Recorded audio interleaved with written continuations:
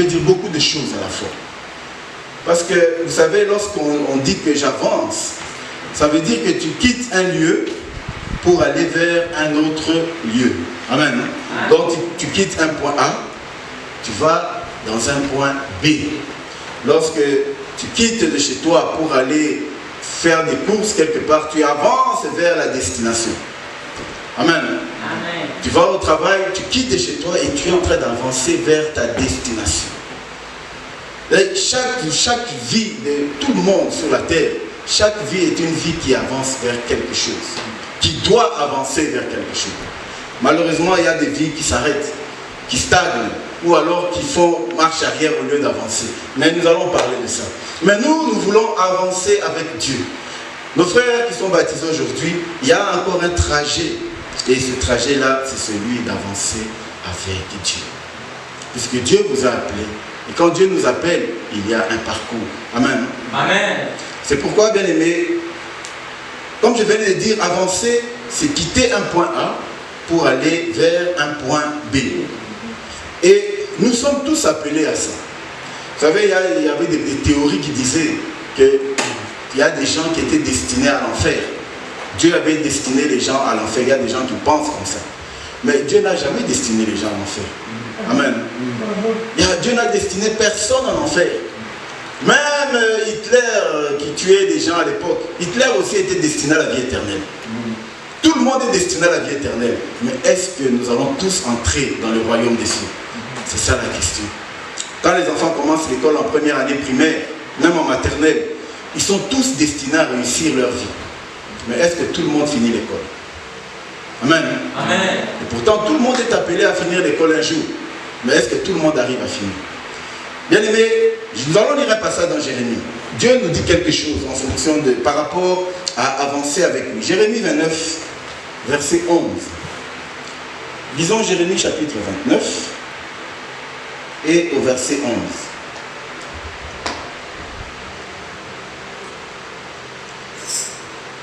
Alors, nous allons voir ce que Dieu avait dit au prophète Jérémie. Alors, si vous trouvez, vous lire dans Jérémie, chapitre 29.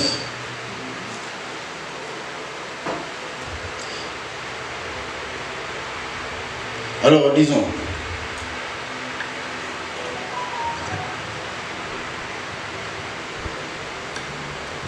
La Bible dit, en Jérémie 29, 11, car je connais le projet que j'ai formé sur vous, dit l'Éternel, projet de paix et non de malheur, afin de vous donner un avenir et de l'espérance. Amen. Merci. Car je connais les projets que j'ai formés pour vous. C'est Dieu qui parle. Je connais le projet que j'ai formé pour toi, ma soeur. Pour toi, mon frère. Dieu dit, je connais ces projets. Et les projets que j'ai formés pour toi, ce sont des projets de bonheur et non de malheur.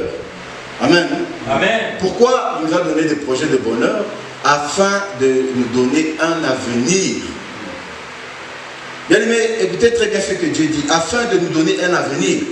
Tout le monde ici, lorsque nous avons des enfants, nous comptons sur l'avenir des enfants. Nous voulons travailler sur l'avenir des enfants. Et l'avenir, c'est quoi? Ça veut dire qu'un jour, nos enfants sont dans nos maisons. Un jour, on veut qu'un jour, ils puissent évoluer, qu'ils soient dans leur propre maison, qu'ils font de leur famille, qu'ils puissent évoluer, qu'ils puissent travailler, qu'ils puissent vivre une vie décente. Amen. Amen. Ça, c'est l'avenir. On prépare l'avenir des enfants. Ça veut dire, c'est toujours, on essaie de viser le meilleur pour nos enfants. Il n'y a aucun bon parent qui va vouloir que son enfant avance pour qu'un jour il devienne mendiant, pour qu'un jour il devienne à la traîne de tous les autres. Non, aucun parent. Tous les parents visent l'avenir des enfants. Amen. Amen. Et l'avenir, bien aimé, Dieu aussi dans notre vie, Dieu aussi vise l'avenir.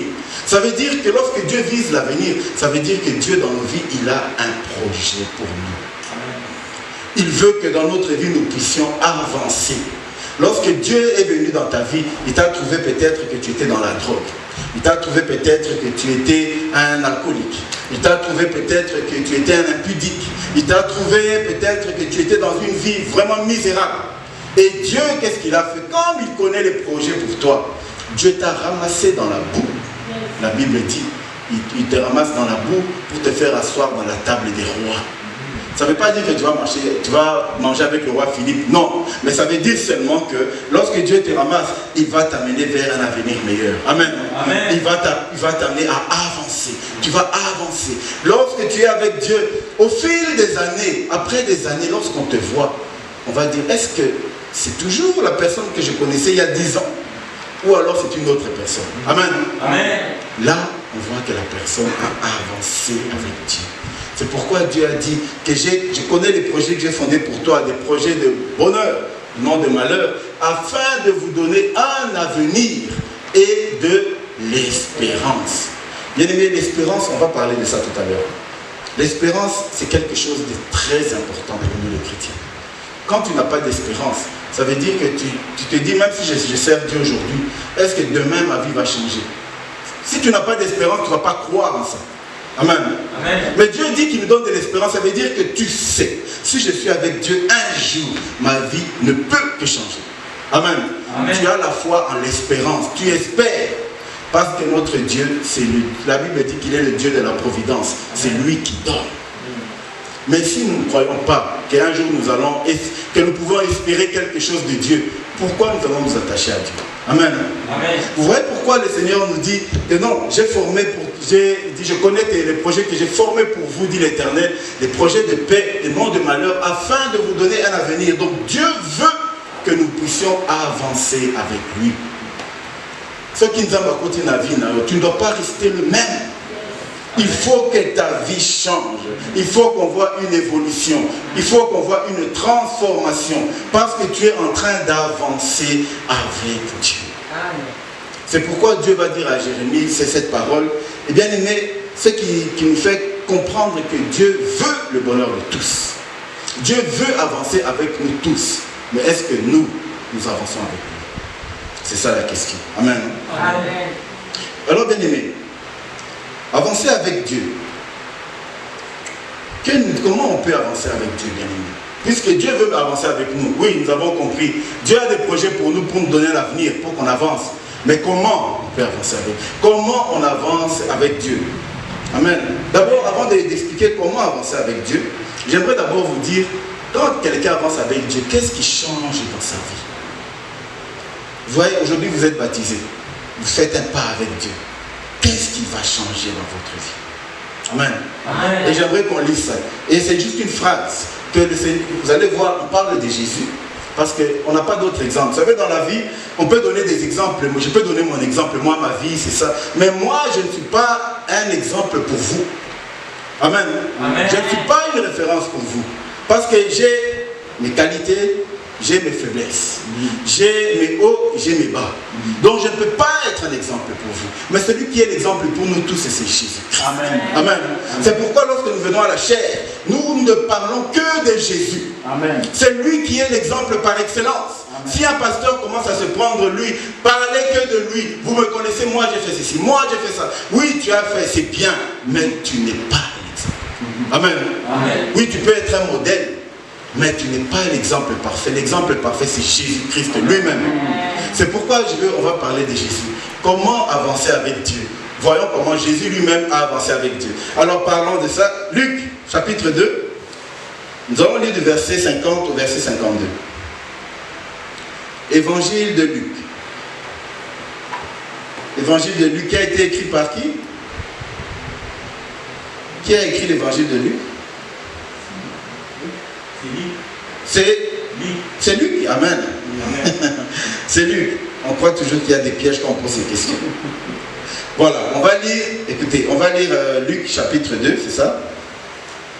Et nous devons lire à partir du verset, pour la bonne compréhension. Lisons même à partir du verset 48. Pour comprendre un peu ce qui s'est passé. Hein. Mais notre verset, c'est le verset 52. Lisons à partir du verset 48. Luc 2, 48. Quand ses parents le virent, ils furent saisis d'étonnement, et sa mère lui dit, « Mon enfant, pourquoi as-tu agi de la sorte avec nous? Voici, ton père et moi, nous te cherchions avec angoisse. » Oui. Il leur dit, « Pourquoi me cherchez-vous? ne saviez-vous pas qu'il faut que je m'occupe des affaires de mon père? Ne savez-vous pas qu'il faut que je m'occupe des affaires de mon père? Ça, c'est Jésus qui est en train de répondre à Marie et à Joseph, à ses parents. Oui. Mais ils ne comprirent pas ce qu'il leur disait. Oui. Puis il descendit avec eux pour aller à Nazareth, et il leur était soumis. Oui. Sa mère gardait toutes ces choses dans son cœur, et Jésus croissait en sagesse, en stature et en grâce, oui, devant Dieu et devant les hommes. Devant Dieu et devant les hommes. Amen. Amen. Donc ici, Jésus, qui avait l'habitude, il marchait avec ses parents. Lui, il quitte ses parents, il n'avait que 12 ans. Il va maintenant parler dans la synagogue, il va enseigner. Et les parents disent, mais pourquoi tu es avec nous? Pourquoi tu fais ça? Pourquoi tu disparais? Mais Jésus leur dit, ne savez-vous pas que je dois faire... Qu'est-ce qu'il avait dit? Je vais le lire ici. Il dit au verset 48. Oui. Ne savez-vous pas qu'il faut que je m'occupe des affaires de mon Père? Amen. Amen. En d'autres termes, ne savez-vous pas qu'il faut que j'avance avec Dieu, que je fasse la volonté de Dieu? Amen. Amen. Amen. Donc, vous voyez ce que Jésus est en train de répondre. Donc, lui-même, s'il avait ses parents sur la terre, mais il avait une mission de Dieu. Il devait, parce qu'il n'avait que 12 ans, et il devait croître avec Dieu, avancer, faire les œuvres de Dieu. Amen. Amen. Et il dit à ses parents, ne savez-vous pas que je dois faire la volonté de Dieu? Alors, la Bible nous dit que c'est comme ça que Jésus commençait à, comme il avançait avec Dieu, qu'est-ce qu'il faisait? Il arrivait à croître en sagesse, en stature et en grâce. Amen. Amen. 3 choses. Croître en sagesse, en stature et en grâce. Bien aimé, ce sont les 3 choses dont nous allons parler. Lorsque tu veux avancer avec Dieu, lorsque tu veux faire l'œuvre de Dieu, c'est pas seulement devant Dieu, devant les hommes. La Bible dit que Jésus croissait en grâce, en stature, en sagesse, devant Dieu et devant les hommes. Amen. Alors bien aimé, voilà les étapes qui nous attendent si nous voulons avancer avec Dieu. Parce qu'aujourd'hui, tu vois des gens, je prie, oui, tu pries, mais lorsqu'on te regarde, c'est comme quelqu'un qui est dans l'eau, il frappe les mains, il nage, mais il n'avance pas. Amen. Il fait du surplace. Ce n'est pas le fait de frapper les mains qui te fait avancer, non. Si tu ne sais pas nager, tu vas rester au même endroit. Même si tu tapes les mains, tu n'avances pas. C'est ça qu'on a beaucoup aujourd'hui de chrétiens qui se disent enfants de Dieu, ils vont à l'église. Mais est-ce qu'ils avancent avec Dieu? Ils n'avancent pas. Parce qu'on ne voit pas la croissance. On ne voit pas la croissance ni dans la sagesse, ni dans les actes, ni dans tout ce qui a été dit. On ne voit pas cette croissance. Amen. On te voit seulement à l'église, oui, mais la croissance. Alors parlons d'abord de la première croissance. C'est ce qu'on a dit, croître en sagesse. Amen. Amen. Bien aimé, la sagesse. La sagesse, vous connaissez, la Bible nous dit que la crainte de Dieu est le commencement de la sagesse. Celui qui craint Dieu, la véritable sagesse, ce n'est pas la sagesse du monde. Vous savez, dans le monde, il y a des vieux dans les villages. Dans nos villages, il y avait des vieux qui étaient là tous les soirs, entourés de leur famille, et ils parlaient. Vous voyez, dans cette vie, vous ne pouvez pas faire ça. Vous ne pouvez pas aller là-bas. Il ne faut pas faire ça. Il ne faut pas donner ça. Vous voyez, ils donnaient des conseils. Amen. Hein? Amen. Ce sont des vieux sages. Ils sont sages. Amen. Ils sont sages. Mais cette sagesse-là, ce n'est pas la sagesse de Dieu. Même si elle est bonne, la sagesse de Dieu, c'est autre chose. Ce n'est pas la sagesse du monde. C'est pourquoi, bien aimé, dans la parole de Dieu, nous, dans l'église, on ne vient pas prêcher la morale ou la sagesse du monde. Parce que la sagesse du monde, sur la terre, quelqu'un de plus âgé que moi va mieux vous conseiller sur le monde que moi. Amen. Ça, c'est la sagesse du monde. Amen. Parce que celui qui est dans le monde, il a déjà de l'expérience, il a vu des choses. Il va te conseiller sur base de son expérience. C'est une bonne sagesse, mais ça reste la sagesse du monde. Mais la sagesse dont il est question, c'est la sagesse de dire que moi je disparais et Jésus prend ma place. Amen. Et lui il commence maintenant à parler à ma place. Amen. Amen. Il commence à agir à ma place. Il commence à réfléchir à ma place. Amen. Amen. Donc cette sagesse-là, c'est ça la sagesse de Dieu. Donc vous voyez, quand on devient enfant de Dieu, il faut qu'il y ait une différence dans la sagesse. Ça veut dire quand les gens te connaissaient, tu parlais souvent. Ou tu aimais trop de disputes. Et on voit que tu changes. Au lieu de discuter, tu donnes peut-être des thèmes plus réfléchis, plus sages, plus intelligents. Tu parles moins, tu discutes moins. Toi qui étais tout le temps, problème, tu deviens plus calme. Alors quand on te regarde, on dit, mais tu n'étais pas comme ça. Amen. Amen. Il faut que la sagesse de Dieu, la connaissance de Dieu bien-aimé, c'est lorsque tu commences à connaître la parole de Dieu me dit, tu auras un seul Dieu, tu n'auras pas d'autre Dieu, tu n'auras pas d'idole, honore ton père et ta mère, et tu ne voleras pas, tu ne tueras point. Lorsque tu commences à vivre tout ça, là ce n'est plus la sagesse du monde, ça devient la sagesse de Dieu. Amen. Amen. Quand on veut croître avec Dieu, on veut avancer avec Dieu, il faut qu'il y ait cette différence-là. On commence à voir qu'en toi, il y a une parole qui n'était pas avant. Et cette parole, où est-ce que tu trouves cette parole? Dans la parole de Dieu. Amen. Amen. Quand tu commences à lire la parole de Dieu, tu commences à méditer la parole de Dieu, les gens vont voir que ta vie, tu commences à réfléchir autrement. Ton langage change, ta façon de penser change. Place aux alaks qui t'ont songi, là où tu étais, comment on appelle songi en français? Je ne sais pas. Là où tu allais faire, comment on appelle ça? Médisance. La médisance. Bon, médisance. Oui, pas tellement médisance, mais c'est... Les quoi? Mais c'est la médisance. Les rapporteurs, les papatos. Donc, vous voyez, si tu étais quelqu'un qui était tout le temps quand il y a un conflit, toi tu viens pour allumer le feu. Alors, quand tu deviens enfant de Dieu, une fois que tu viens, au lieu de rallumer le feu comme avant, parce que tout le monde sait que quand il va arriver, ça va barder. Mais cette fois-là, quand on te voit venir, on voit que le calme revient. On dit qu'il y a une sagesse. Cette sagesse-là, c'est la sagesse de Dieu. Amen. Ce n'est pas la sagesse du monde. Amen. Donc, pour avancer avec Dieu, nous devons acquérir la sagesse. Pour acquérir la sagesse, Salomon a dit, la sagesse, on la cherche comme on trouve de l'or. Vous voyez, quand tu vas dans un endroit où il y a de l'or, par exemple, au Congo, il y a beaucoup des endroits, des villages même où on peut trouver de l'or. Ce ne sont pas nécessairement des mines, mais des endroits où on trouve de l'or. Mais pour trouver l'or, qu'est-ce qu'il faut faire? Tu vas creuser. Amen. Je creuse, je trouve l'or. Je creuse encore, je trouve l'or. Je creuse, c'est comme la parole de Dieu. Si tu veux avoir la sagesse, lis la parole de Dieu. Je lis Matthieu chapitre 1, je vais apprendre quelque chose. Demain, je lis Matthieu chapitre 2, je vais apprendre quelque chose. Après demain, je lis Marc 21. Donc ainsi de suite, je lis passage par passage. Je vais apprendre la sagesse de Dieu. Amen. Amen.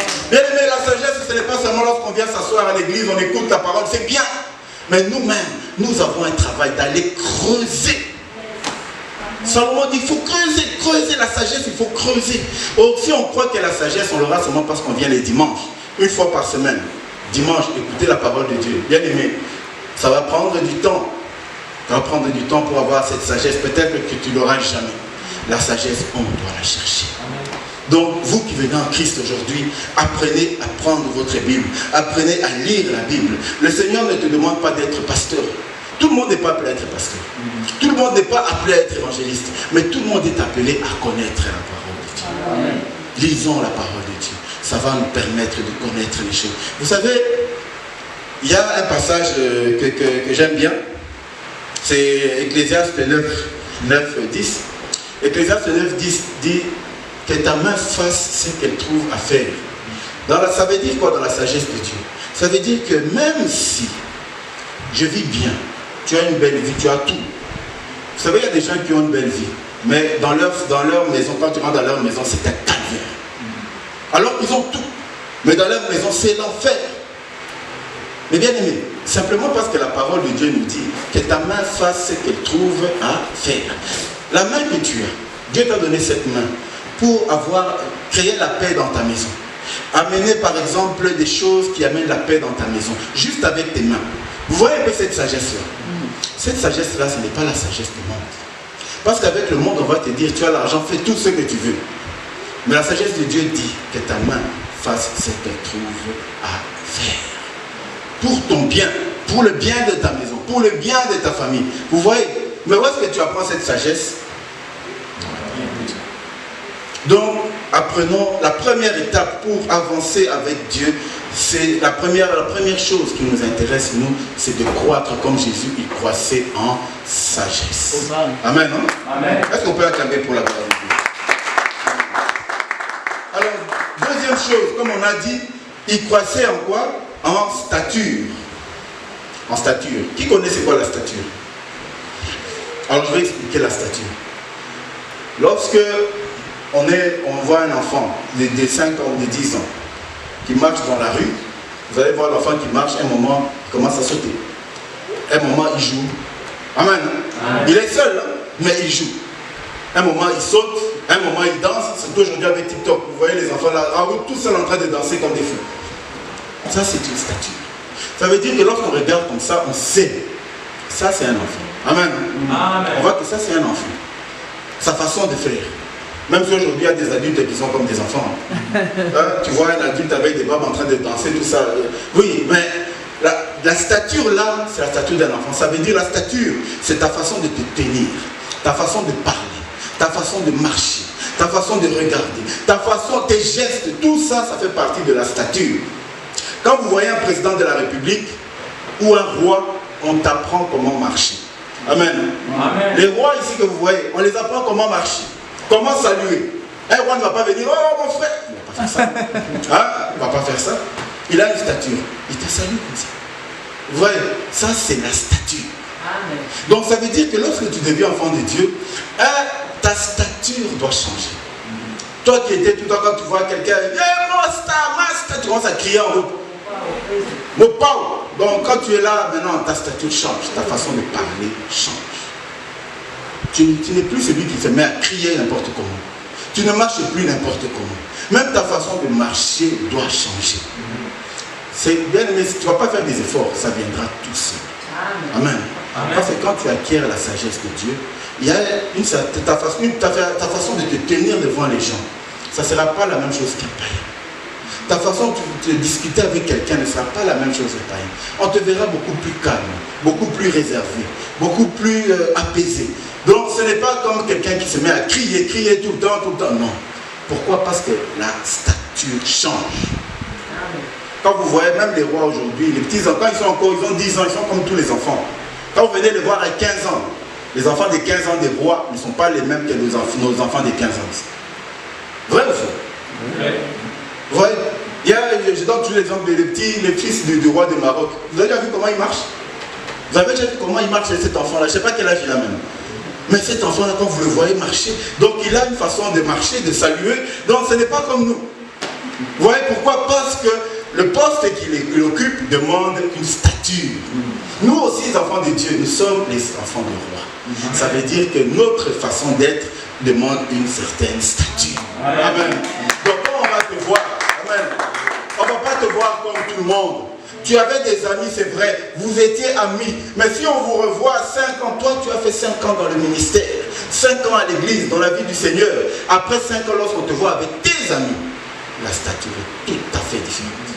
Amen. Amen. C'est là où tu verras, vous arrivez quelque part, on te choisit toi au lieu de ton ami. Mais pourquoi? Ta stature, ta façon de te tenir, ta façon de parler, ta façon de marcher, ta façon de t'habiller. Tout ça, ça fait partie de la stature, bien-aimé.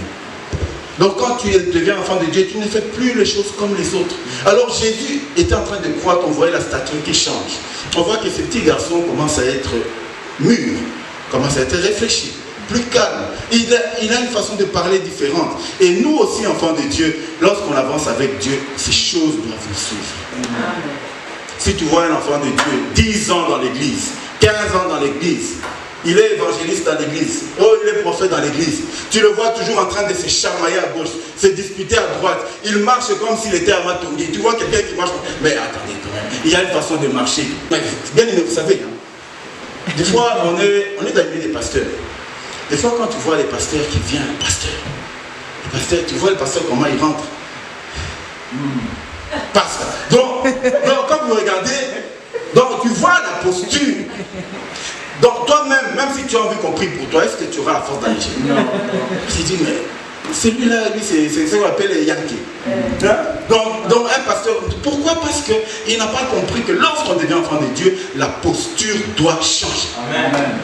C'est pourquoi, bien aimé, tout ça, ça vient par la sagesse que nous avons. C'est pourquoi aujourd'hui Jésus, au début Jésus on le voyait comme un enfant. Et après on a dit, mais celui-là c'est vraiment lui qui fait ça, c'est pas le fils du charpentier. Parce qu'on a vu qu'il y a quelque chose qui a changé, on connaît ses parents, mais on a vu qu'il y a quelque chose qui a changé. Même toi ça sera la même chose. On dirait que c'est pas les garçons de cette famille-là, mais sa façon d'être, il est différent de ses frères et de ses sœurs.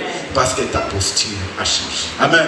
Amen. Donc, les enfants de Dieu, nous sommes appelés à changer notre posture. Amen. Donc, les enfants, c'est ce qui fait qu'on voit qu'il y a un pas qui a été fait avec le Seigneur. On voit que tu es en train d'avancer. Ce n'est pas seulement aller à l'église, crier Amen, Amen, lorsque tu rentres, tu es le même. Après 5 ans, tu tout le temps la même chose. Quand tu es à l'église, tu donnes une autre image. Une fois que tu rentres à la maison, tu as l'image d'un démon. Pourquoi? Parce que la posture n'a pas changé. En réalité, tu n'as pas avancé avec Dieu. Tu n'as pas avancé. Tu as fait du surplace.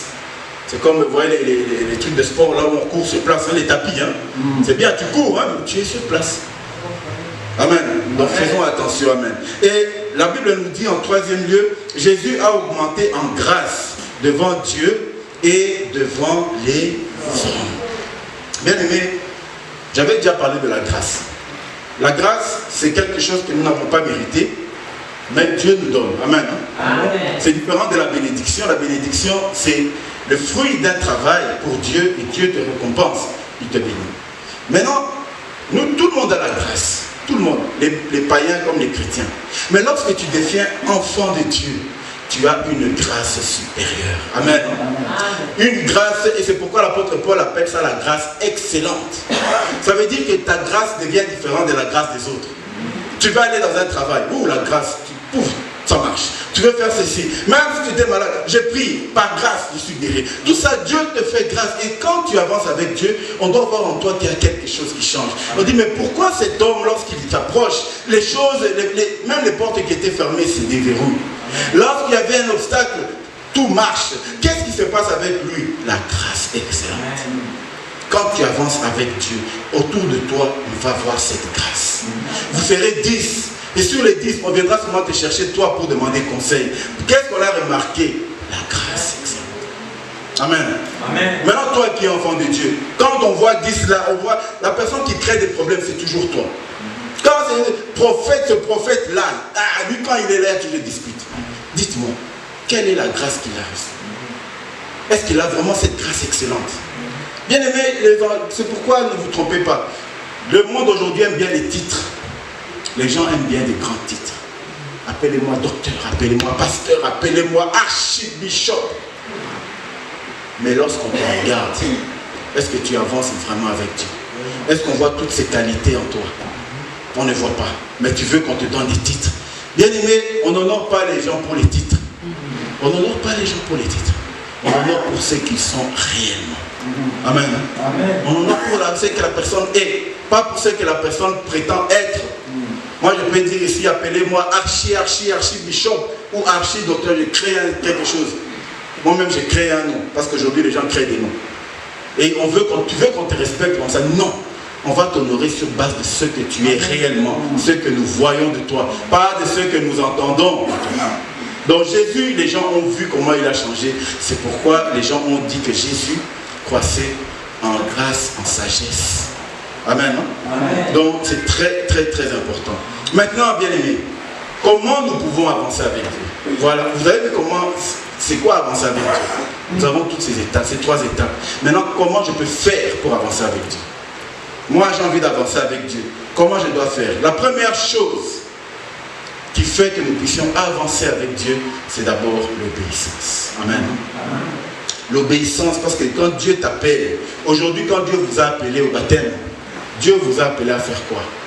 Quitter le monde où vous étiez.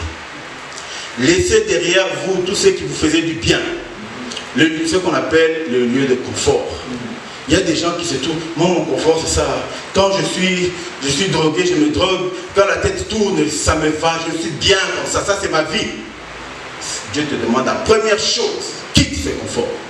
Amen. Amen. C'est comme ça que Dieu a dit à Abraham, Abraham, quitte ton pays, quitte tes parents, quitte la maison de ton père. Va là où moi je vais t'envoyer. Amen. Amen. Mais va où je vais t'envoyer. Dieu n'avait pas dit à Abraham où il va. Il a dit va où moi je vais t'envoyer. Mais en partant, Abraham ne savait pas où il allait. C'est comme toi, et moi, lorsque Dieu nous appelle aujourd'hui, la première chose, il te demande de quitter d'abord ces zones de confort.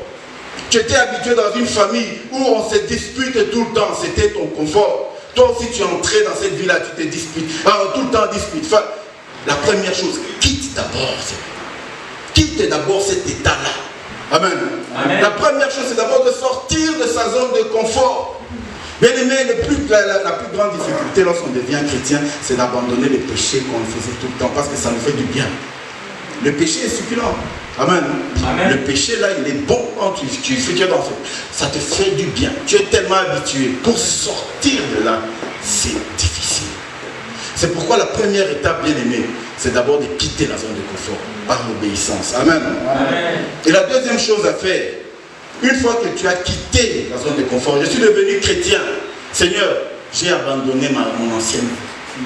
Cette vie de colère, cette vie de bagarre, cette vie d'insulte, cette vie d'impudicité, cette vie de mensonge. J'ai abandonné. Maintenant, la deuxième chose que je dois faire, c'est, bien aimé, faire confiance à Dieu.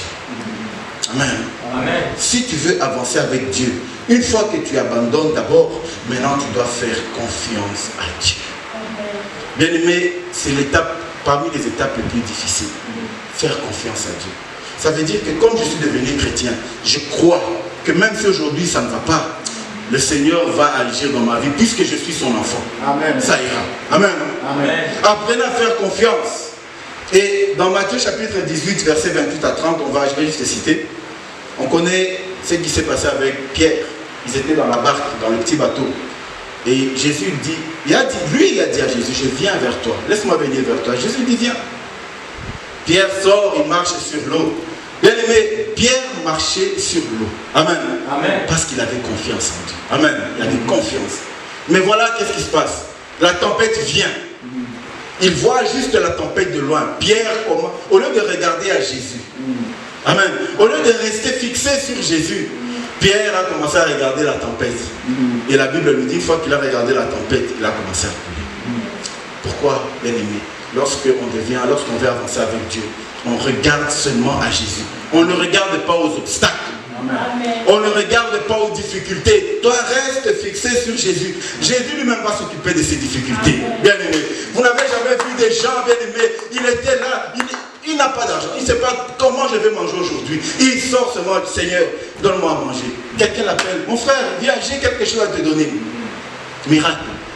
Qui lui a touché pour me donner à manger ce jour-là? C'est Jésus. Amen. Amen. Amen. Donc si on n'arrive pas à faire confiance à Jésus, on a du mal à marcher, à avancer avec lui. Parce qu'aujourd'hui, on veut devenir chrétien. Mais quand il faut faire confiance à Jésus, mais mon compte est à zéro, est-ce que ça va marcher? Est-ce que ça va marcher? Fais confiance à Dieu. Fais confiance à Dieu. Amen. Amen. Aujourd'hui, on a fait... C'est bien, mais croyez-moi, aujourd'hui, c'est difficile pour les chrétiens de faire confiance à Dieu. Parce qu'on veut faire confiance aux choses qu'on voit. Mais ce qu'on ne voit pas, on a du mal à faire confiance. Mais le Seigneur te demande d'avoir la foi. Tu dois avoir la foi. Quand le Seigneur t'appelle, quand tu veux avancer avec Dieu, tu dois garder la foi. Amen. Amen, non? Amen. Bien aimé, c'est l'une des étapes les plus importantes. Parce que sans la foi, bien aimé, un moment, tu vas avancer puis tu vas laisser tomber. Amen. Si tu n'as pas la foi, tu vas avancer un moment, tu vas te dire, depuis que j'ai attendu. Bien aimé, dans la Bible, vous voyez toutes les mères, comment on les appelle, les femmes des patriarches. C'était des femmes stériles. Comment ça s'explique? La femme d'Abraham stérile. Quand on voit la femme d'Isaac stérile. Toutes les femmes là étaient stériles. Mais à la fin, elles ont tous eu des enfants. Amen. Amen. Qu'est-ce qui avait la confiance en Dieu? Amen. Ne regarde pas ta situation. Ne t'arrête pas à ta situation. Ne t'arrête pas aux troubles autour de toi. Mais regarde, reste fixé sur Jésus. C'est comme ça que tu vas avancer. Amen. Si, vous savez, là, même quand on fait des miracles, quand on prie pour quelqu'un, la personne guérit. Bien aimé, si je prie pour quelqu'un qui est handicapé, par exemple, si je vois la personne handicapée, si moi je m'arrête sur son handicap, jamais cette personne sera guérie. Parce que je vais commencer à réfléchir, handicapé, est-ce que son pied vraiment va guérir? Parce que je suis fixé sur... Mais non, moi je dois être fixé sur celui qui guérit, sur Jésus. Je dis, quand je regarde Jésus, c'est lui qui va guérir. Donc je regarde plus son handicap, je regarde Jésus. Et c'est comme ça qu'il y a la guérison, bien aimé. Quand tu veux prier pour toi, pour ta famille, pour tes enfants, ne regarde pas la situation. Parce que c'est facile de prier pour les autres. Mais prier pour tes propres enfants, des fois, c'est compliqué. Toi, c'est ta propre famille. Toi, tu dois prier pour une guérison. Parce que toi-même, tu es en train de trembler. Toi-même, tu trembles. Est-ce qu'il va guérir? Est-ce qu'il ne va pas? Bien aimé, c'est difficile. Pour les autres, c'est facile. Tu vas prier pour les autres, mais quand c'est dans ta famille, parce que là, toi-même, ton cœur tremble. Mais à ce moment, qu'est-ce que tu dois faire? Ne regarde pas la maladie de l'enfant. Ne regarde pas la maladie. Regarde plutôt Jésus. Toi, regarde, reste les yeux fixés sur Jésus. Et la guérison interviendra. Amen. Bien aimé, c'est comme ça que la guérison intervient. C'est comme ça, bien aimé, qu'on doit faire confiance à Jésus. C'est comme ça qu'on avance avec Dieu. Amen. Amen. Donc ça, c'était la deuxième étape. Et la troisième étape, bien aimé, c'est garder l'assurance de la providence. La providence, c'est quoi? Le Seigneur, quand il t'a promis quelque chose, il va te donner. Amen. Alors, quand tu as fait confiance en Dieu, tu as quitté ta zone de confort, tu as abandonné ton péché, tu as abandonné les choses que tu aimais, que ton cœur... Parce que la Bible nous dit que l'esprit a des désirs différents de la chair. Amen. Quand l'esprit veut ton salut, la chair veut les choses de la terre. Donc, ça veut dire que tu as décidé d'arrêter les besoins de la terre et qui est couru la zone de confort. Ils sont entrés dans les déserts et ils ont marché avec la nuée. Ils faisaient confiance à la nuée. La nuée, c'est Dieu. Ça veut dire qu'il y avait la nuée devant et ils marchaient derrière la nuée. Dans les déserts, il n'y a pas de route, il n'y a pas de sentier. Oh, il n'y a pas, ici il y a une route pour... Non, dans les déserts, il n'y a rien. Donc, ils faisaient confiance à Dieu. Mais malgré ça, les enfants d'Israël, à un moment, ils disent, mais pourquoi vous nous avez amenés dans les déserts? Là-bas, on était bien. Parce qu'ils n'étaient pas sûrs d'arriver à la terre promise. Ça devait faire quelques jours. C'est parti pour 40 ans. Vous imaginez? Mais dans tout ça, quand Dieu te prend d'un point A, Dieu va t'amener à un point B. Amen. Donc tu dois garder la confiance à la promesse que Dieu t'a donnée. Amen. Amen. On ne doit pas faire comme les enfants d'Israël. On arrive dans les déserts, on dit mais pourquoi? Retournons alors qu'ils étaient déjà à la porte de la terre promise. Ils disent pourquoi Dieu nous a amenés ici? Retournons en Égypte. Bien aimé, si Dieu t'appelle, si tu veux avancer avec Dieu, ne regarde plus ta vie passée. Fais confiance à ce que Dieu t'a promis. Fais confiance, regarde seulement à Jésus et tu fais confiance à ce que Dieu a promis. Il va te donner. Dieu ne peut jamais t'amener quelque part et il t'abandonne à mi-chemin. Dieu ne peut pas t'amener quelque part et puis dire, bon mon fils, moi je suis plus capable de t'amener à la promesse. Continue seul. Jamais. Amen. Amen. Dieu, il est celui qui te sort du point A. Il va t'amener jusqu'à ton point B. Amen. Amen. C'est pourquoi, bien aimé, on doit avoir la confiance à la providence de Dieu. C'est pourquoi aujourd'hui, bien aimé, la seule chose que j'aimerais dire, nous devons avancer avec Dieu. Avancer avec Dieu. Notre vie, bien aimée, des fois n'est pas toujours facile. Mais lorsque nous avançons avec Dieu, nous le faisons confiance. Nous faisons confiance. Regardons seulement à Christ. Pas comme Pierre avait fait. Au lieu de regarder à Jésus, il a regardé à la tempête. La tempête passera.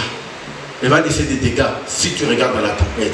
Mais si tu regardes à Christ, quelle que soit la tempête, quels que soient les problèmes, Christ sera avec toi. Parce qu'il a dit, ne vous inquiétez de rien. Qui, par ses inquiétudes, peut rajouter une coudée dans sa vie? Ça veut dire, par tes inquiétudes, tu n'es pas capable d'ajouter même une seconde de ta vie. Si Dieu t'avait dit que ta vie c'est jusqu'à 15h10, c'est 15h10. C'est pas parce que tu es inquiet que tu vas aller jusqu'à 15h12. Non. C'est le Seigneur qui a le contrôle de notre vie. Amen. Alors faisons confiance en Dieu. Et c'est comme ça que nous allons grandir en sagesse, en stature et en grâce. Amen. Amen. Voilà, que le Seigneur vous bénisse.